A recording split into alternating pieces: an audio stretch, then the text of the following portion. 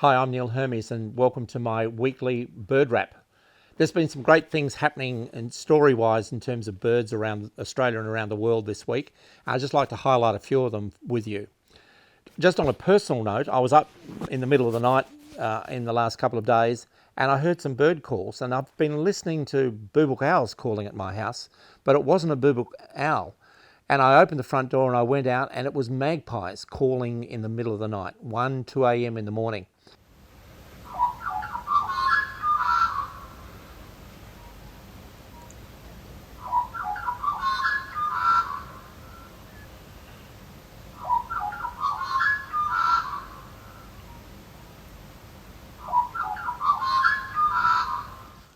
And that reminded me, of course, that we're in the middle of magpie nesting season now, and the males are starting to really fight over their territories. And I didn't know that the male magpies sang through the night to defend their territories. So it was fascinating to hear this, my local magpie calling through the night, proclaiming his territory from my front porch. Another story that's got a lot of news in the international news in the last week has been the famous story about our swearing musk duck. Now, this story's been around for a while, and those people in the bird world have known about our musk duck up at Tidbinbilla Nature Reserve for a long time.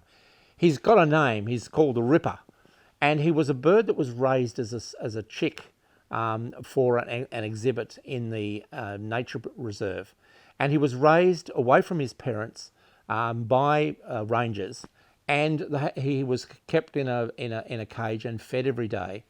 And it turns out that this particular musk duck learnt from his keepers a number of things about their behaviours. One of them was the rattling of the gate each time he was fed. And now he's saying that he can make a sound that is like the sound he remembers from when the gate was opening and closing. But one of his keepers must have thought he was a bit of musk ducks are a strange looking bird.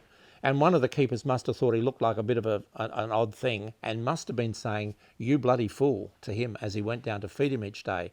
And now we have a musk duck that says, "You bloody fool," as part of his repertoire.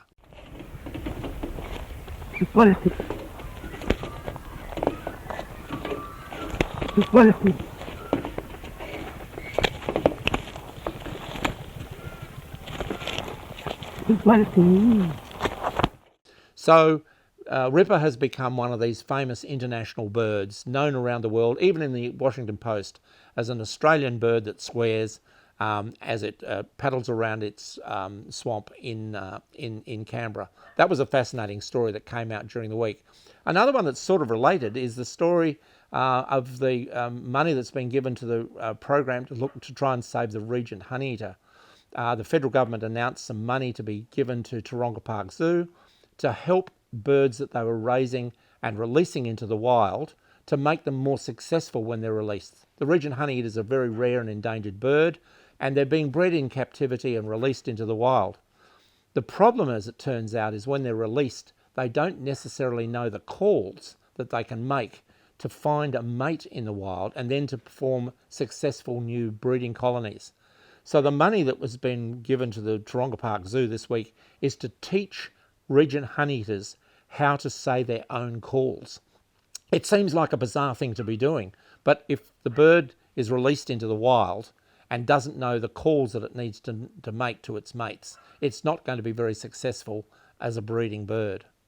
In my garden at home, I have a number of nest boxes to encourage birds to breed around the house, and this week our Galahs have arrived back. Well, I think it's our Galahs. They're birds that a pair of Galahs have arrived at one of the nest boxes.